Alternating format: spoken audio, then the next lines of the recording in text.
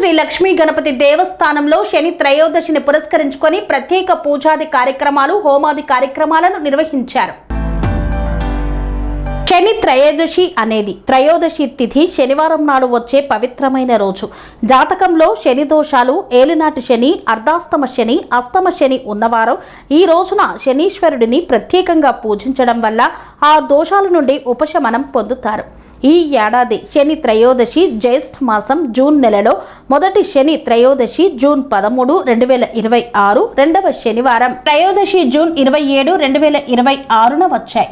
ఈ శనివారం రోజున శని త్రయోదశి మరియు మాస శివరాత్రి కలిసి రావడం చాలా అరుదైనదిగా పరిగణించబడుతోంది. శని త్రయోదశి నాడు శివాలయంలో గాని, శని ఆలయంలో గాని శనీశ్వరుడికి నువ్వుల నూనెతో తైలాభిషేకం చెయ్యాలి. నువ్వుల నూనెతో నవగ్రహాల వద్ద లేదా శనిదేవుడి ముందు దీపారాధన చేయడం శ్రేష్టం. తమలపాకులో నల్ల నువ్వులు, బెల్లంతో చేసిన పదార్థాలను శనికి నైవేద్యంగా సమర్పించాలి. పూజా సమయంలో శని మంత్రాన్ని జపించడం మంచిదని పండితులు చెప్తున్నారు. శని త్రయోదశి రోజున శివాలయ దర్శనం, పేదలకు అన్నదానం లేదా నువ్వులు దానం చేయడం వల్ల సకల శుభాలు కలుగుతాయని నమ్ముతారు. అందులో భాగంగా మిలిటరీ డైరీ ఫార్మ్ రోడ్, కానాజీగూడలో గల మరకత శ్రీ లక్ష్మీ గణపతి దేవస్థానం ప్రపంచంలోనే అరుదైన అద్భుతమైన మరకతమని శిలతో మలిచిన ఆలయ వ్యవస్థాపకులు మరియు కార్యనిర్వాహకులైన బ్రహ్మశ్రీ డాక్టర్ మోత్కూరు సత్యనారాయణ శాస్త్రి ఆధ్వర్యంలో శని త్రయోదశి మహోత్సవ ప్రత్యేక పూజలు, నవగ్రహ అభిషేకంలో పవిత్ర నవగ్రహ దేవతలకు పాలు, పంచామృతాలు అభిషేకాలు, శని తైలాభిషేకంలో శనిదేవుడికి తైల నవగ్రహాల ఆయుర్దేవత హోమాలలో గ్రహ అనుగ్రహం కోసం నవగ్రహ శాంతి హోమాన్ని నిర్వహించారు. మహాపూర్ణాహుతి 54 రకాల వన మూలికలతో విశిష్ట మహాపూర్ణాహుతి నిర్వహించారు. ఈ కార్యక్రమాలను భక్తులచే నిర్వహించారు. అనంతరం నిత్య అన్నదానంలో భాగంగా అన్నప్రసాద వితరణ చేపట్టారు. ఈ కార్యక్రమంలో హోమం మీద కూర్చున్న భక్తులు, ఆలయ సిబ్బంది తదితరులు పాల్గొన్నారు.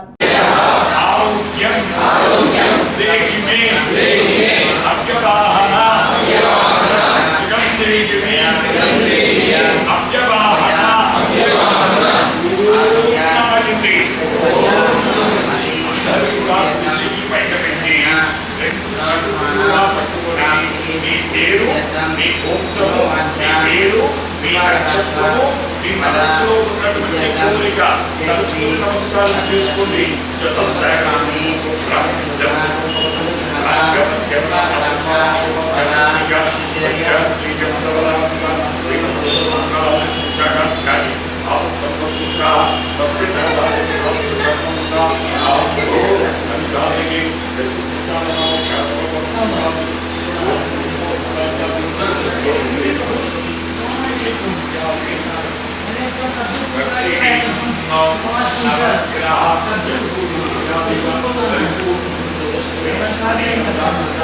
శని త్రయోదశి పర్వదివస సమయే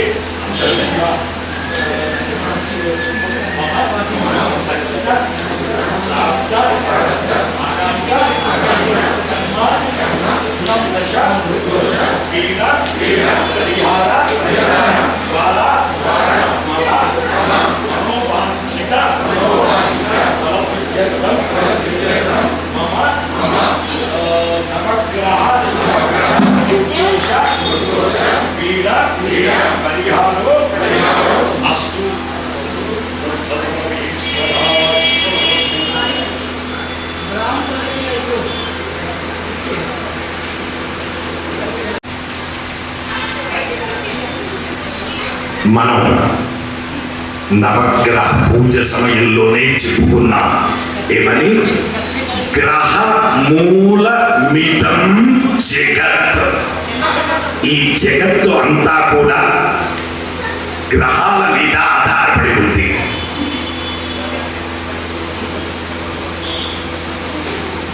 మనం మరి దైవారాధన వల్ల, కేవలం దైవారాధన వల్ల మోక్ష ప్రాప్తి కలుగుతుంది. మరి దైవారాధనలో మీరే చెప్పారు కదండి, కలవు చండీ వినాయకవు అని. కలియుగంలో చండీదేవి, వినాయకులు మాత్రమే అత్యధికంగా సర్వ సుఖాలను ప్రసాదిస్తూ పరంలో మోక్ష ప్రాప్తిని కలుగజేస్తారు. మిగతా దేవతలంతా కూడా మోక్షాన్ని మాత్రమే కలగజేస్తారు. అయితే మరి మనకు అఖిల సుఖాలు కలగాలి అంటే గ్రహ మూల మిదం జగత్, ఈ జగత్ అంతా కూడా గ్రహాల మీద ఆధారపడి ఉన్నది. అలాంటి గ్రహాలు శని త్రయోదశి రోజున విశేషంగా మనం పూజించుకోవడం వలన గ్రహ దోషాలు అంతమన్నా అంటాం. అయితే గ్రహమూలమిదం జగత్, ఈ జగత్తు అంతా కూడా గ్రహాల మీద ఆధారపడి ఉండడం చేత అందున జ్యేష్ఠ మాసం, అధిక జ్యేష్ఠ మాసంలో శని త్రయోదశి రావడం పాపకర్మ పరిహారానికి అద్భుతమైనటువంటి మార్గం. కాబట్టి అందున ఈసారి జ్యేష్ఠ మాసంలో 2 సార్లు మనకు శని త్రయోదశి రావడం మహాద్భుతం. ఈ 2 శని త్రయోదశులు కూడా అంటే జూన్ 13వ తారీఖు అలాగే 27వ తారీఖు అందరూ కూడా ఈ శని త్రయోదశి కార్యక్రమంలో మనం తెల్లవారుజామునే ప్రారంభించి ఇప్పుడే పూర్తి చేసుకోబోతూ ఉన్నాం. కాబట్టి భగవద్ బాంధవులారా, ఎవ్వరు కూడా బయట తిరిగి వచ్చిన వస్త్రాల చేత శనికి తైలాభిషేకం చేయకూడదు. దయచేసి బయట తిరిగి వచ్చిన వస్త్రాల చేత చేయడం మంచిది కాదు. కాబట్టి అలాగే మనం శనికి తైలాభిషేకం చేసేటప్పుడు చాలా జాగ్రత్త. మీరు తైలాభిషేకం చేయమనగానే పూజా స్టోర్లోకి వెళ్ళి నువ్వుల నూనె అని పట్టుకొని వస్తారు. ఇవాళ సో మరి 100 రూపాయలకు లీటర్ ఎలా వచ్చింది అంటే కలిపి. మరి కలిపి నూనెతో చేస్తే మీకు వచ్చే రిజల్ట్ కూడా కలిపి. What seed you will put on the hat, that tree only you will get. Support కింద రాడి మామిడి చెట్టు రాలేదే అంటే వస్తుందా? సపోర్ట్ చెట్టు వస్తుంది, మామిడి చెట్టు రాదు. అలాగే ఇక్కడ నో కాంప్రమైజ్. పూజా సామాన్లు ఇక్కడే తీసుకొస్తారు అని ఎందుకంటారంటే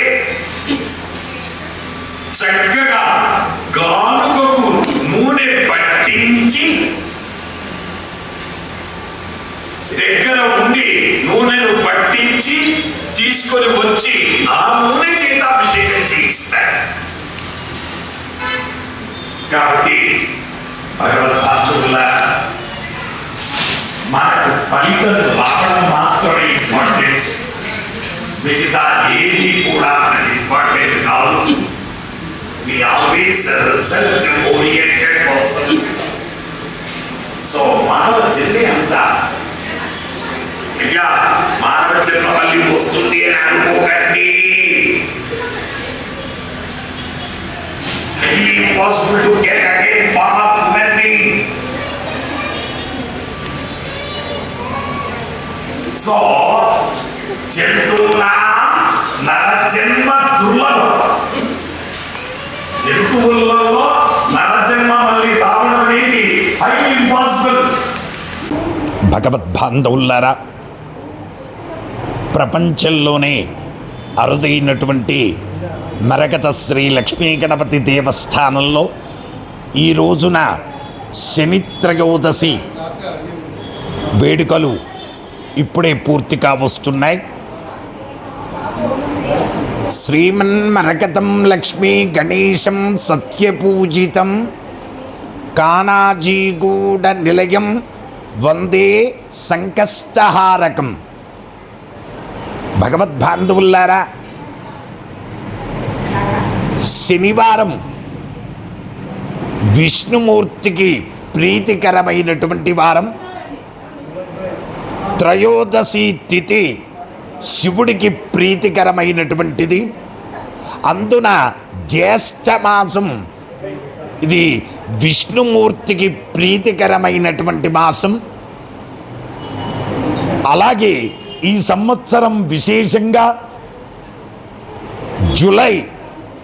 జూన్ 13వ తారీఖు మరియు జూన్ 27వ తారీఖు 2 శనిత్రయోదశులు వచ్చాయి.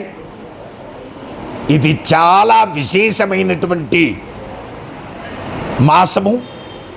అందులో ప్రధానంగా సవర్ణ సపత్ని సవాహన పూర్వక నవగ్రహాల యొక్క ఆరాధన.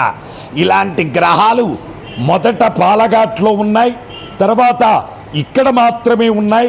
There is no third place in India. ఇండియాలోనే 3వ స్థానం లేదు. ఇలాంటి విశేషమైన గ్రహాల యొక్క ఆరాధన చేయడం వల్ల, దైవారాధన వల్ల మోక్షం కలుగుతుంది.